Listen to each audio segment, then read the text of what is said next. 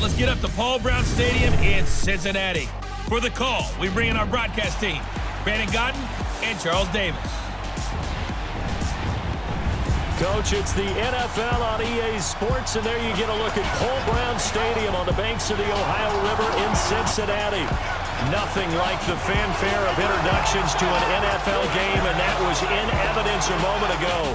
Fireworks, pyrotechnics, you name it. This crowd is ready as their guys get set to match up between the San Francisco 49ers and the Cincinnati Bengals. Hi again, everyone. I'm Brandon Gaudin. To my left, Charles Davis. And Charles, you focus on this Bengal team entering play. Now, losers their last time out, so they'll look to make amends here. And one of the best ways you can do that is to be at home, and they are. They're going to try and ride that home crowd and that wave of emotion to a victory in this one. On the other side of the field for the visiting 49ers, things haven't gone exactly according to plan to this point, but boy, you and I down there with them before the game, they were fired up. And they understand how important this game is. Win this one, they can start to think about a turnaround. Here's Dante Pettis on the return. And he'll take this across the 25, couple extra yards, up to the 27-yard line. So here's the first drive now for the 49ers. They'll have Jimmy G calling the shots. Grew up in the northern suburbs of Chicago, went to Eastern Illinois. Jimmy Garoppolo. And you've got to think that they've got to be feeling pretty fresh. You know, coming off of the open week, didn't have to play, right? Gives them a chance to rest up a little bit, heal some of those aches and pains, and excited about playing again. That really rekindles things a little bit. I want to see how they come out and establish themselves here early. And that bye week coming right where they want it, in the middle of the schedule. On first down, Garoppolo. And he'll be taken down by the Bengal pressure. Carlos Dunlap, he's the one to get him, and that's sack number 7 for him on the year. So a look here at the key inactives, and we got this list before the game down on the field. They tell us the same thing every time, don't they? Next man up. No excuses. Be ready to play. That's the mantra of every organization. The key is having guys on the roster who are capable of filling in and playing at a high level. That's when you know you've drafted well, scouted free agents well, and stocked your team just the way you're supposed to. A second down pass play there, but it's incomplete. And this O-line, it is the lifeblood of the offense. They establish the tone. Mean, nasty, physical. They can't wait to get after people. That allows the rest of the offense to feel confident. And I don't think this is the script they had in mind for their opening drive. This is 3rd and long. Working from the gun, Garoppolo. Got his target, Pierre Garçon. And he's able to get up here to the 26. They get 7 there, but it brings up 4th. Well, we hear so often how tackling has become almost a lost art in the NFL game. But it's so important to tackle well on these receivers, especially in a play like this one. 3rd down, they gave him the underneath stuff. You got to go and make the tackle right away. Now here's Ross. A nice job on the return there, 16 yards. And the Bengals will take over here, 1st and 10. Here come the Bengals now to take over. They'll be led out by the former Texas Christian University Horned Frog, Andy Dalton. And I'll bet right now there's just one thought in his mind. Win the game. Oh, yeah, without a doubt. He played pretty well. I mean, he didn't turn over the ball in terms of interceptions, no, right? 2 touchdown passes last week. 2 touchdown passes, but when your team doesn't win, that's just hollow. And the best quarterbacks don't care about anything but whether or not their team won. So here's Dalton and the Bengals now, 1st and 10, right at the 30. From the gun, Dalton looks to throw. That's complete to John Ross. 16 yards right off the bat and a 1st down.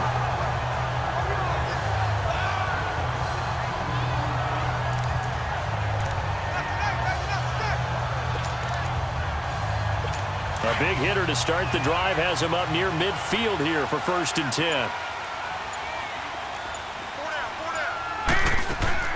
The former 2nd-round pick, this is Joe Mixon. And he's got this one across midfield into 49er territory.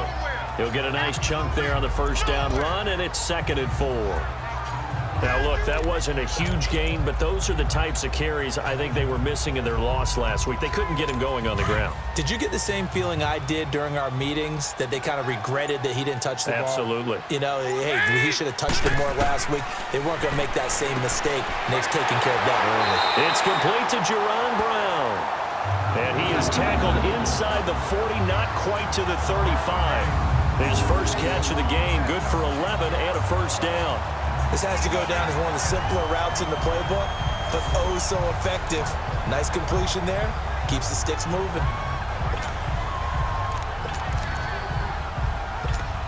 Line of scrimmage, the 37 on 1st and 10.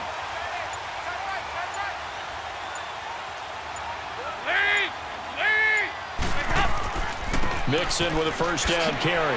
And he's going to be met at the line of scrimmage and taken down. Officially no gain on the play, and it's 2nd down.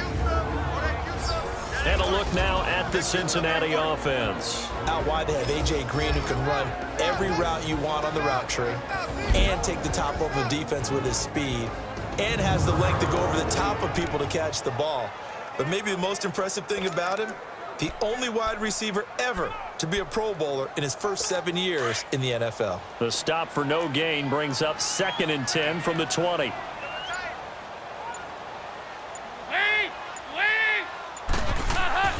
On 2nd down, here's Mixon. And he'll get 3 down at the 34-yard line. This is how the defense will look for San Francisco.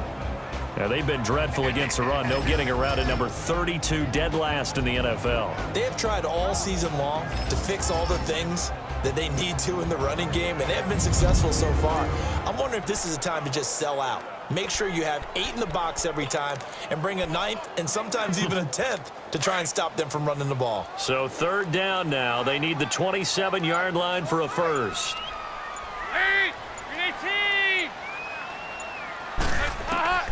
Out of the gun, it's Dalton. And this is going to be incomplete. Certainly looked like they were getting ready to convert there on 3rd down, but what an effort to get his hand on that one, knock it away, and brings up a 4th down decision.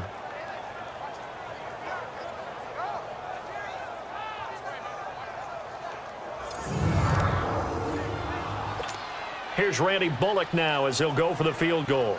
On the right hash, officially this will be a 51-yard attempt.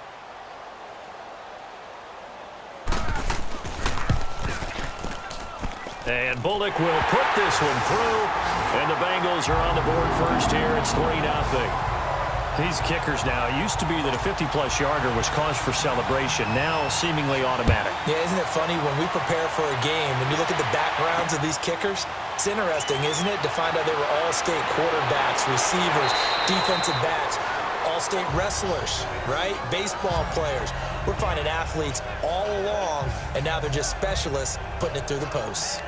And San Francisco gets set to go here. They punted last time they had it. What steps, Charles, you think they have to take to make sure they don't do that again? Well, let's just go to the football 101, the trade expression 101. Win first down.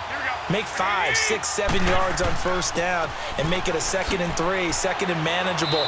Keep accumulating first downs that way. Keep moving the football. You don't want to get behind the sticks because then the defense has the advantage. It'll be a gain of 10 to start the drive out, and by a few inches, that'll be a first down.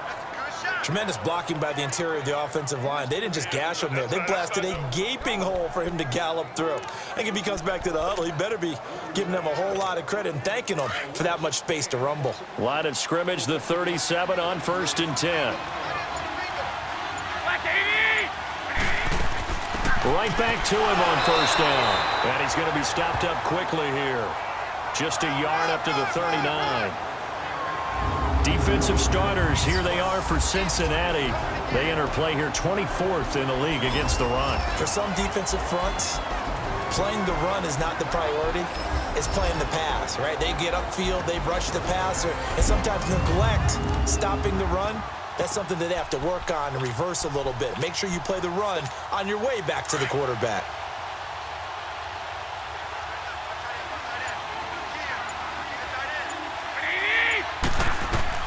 Now Garoppolo throwing on second. Caught left side, Garcon. And he'll go down right around the 47 this time. That's good for a Niner first down. Garoppolo to Garcon. One thing you're hoping for when you run drag routes, you're able to hit a receiver in stride, and he can pick up a lot of yardage after the catch. But in this situation, the defense was effective, able to stop him before he could get a good head of steam going.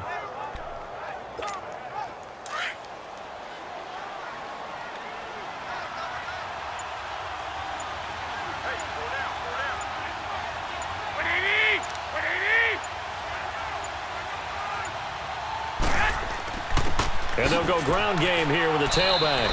And very little running room there. He did get a couple up to the 49. They tried a quick hitter inside, but that one was swallowed up because what they're hoping, this big defensive lineman will take the bait and move laterally and open up a crease that they can run through. Didn't happen on that play.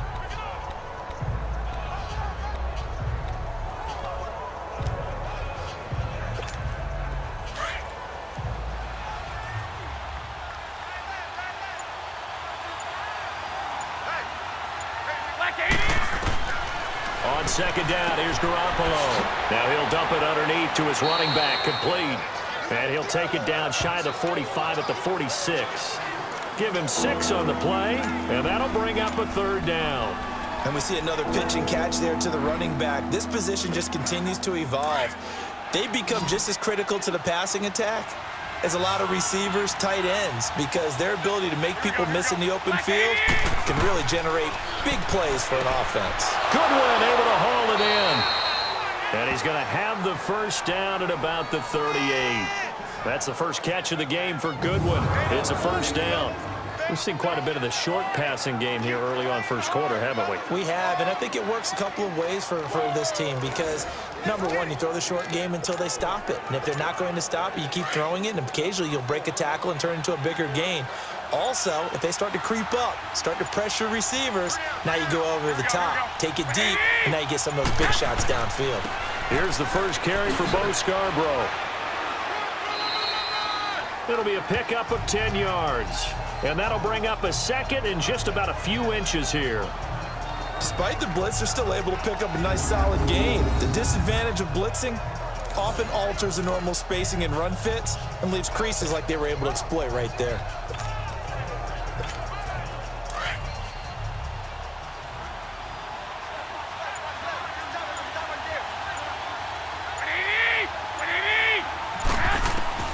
Garoppolo to throw on second down. Over the middle to Garcon. And he'll be a couple yards shy of the red zone here at the 22-yard line. That good for 6 as they keep this drive right on rolling. Garoppolo in the offense with a first and 10. And he's 4 for 4 now, throwing the ball to start the drive. They'll run it now out of the gun.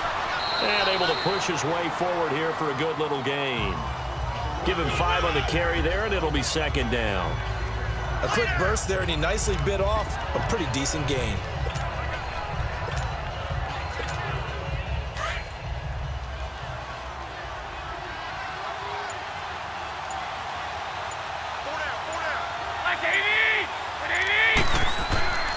Now Garoppolo on the bootleg. And he fires one incomplete. George Kittle, the receiver that he was looking for. And it's 3rd and 5. Let's face it, you can run the route tree as many times as you want, get in sync, practice it, do all those things. But once you get to game speed, it doesn't always time up quite that well. That one goes incomplete.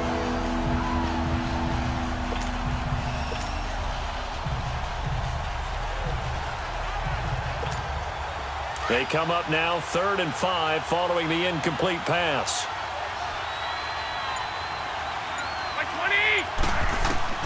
From the gun, it's Garoppolo. And probably the wise decision there. No one open. He just throws it away.